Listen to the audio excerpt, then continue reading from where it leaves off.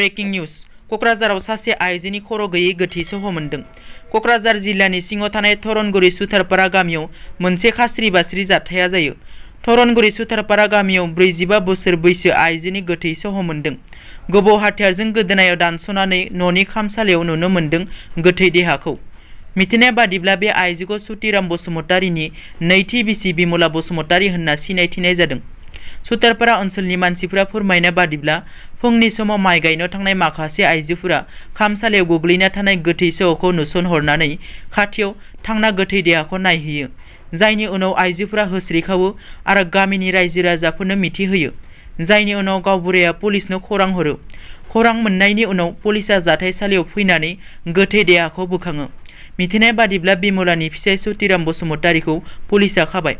मख'नो गोनांदि बे जाथाया ओनसोल नाङै गिखांनाय थासारि सोमजिहोदों।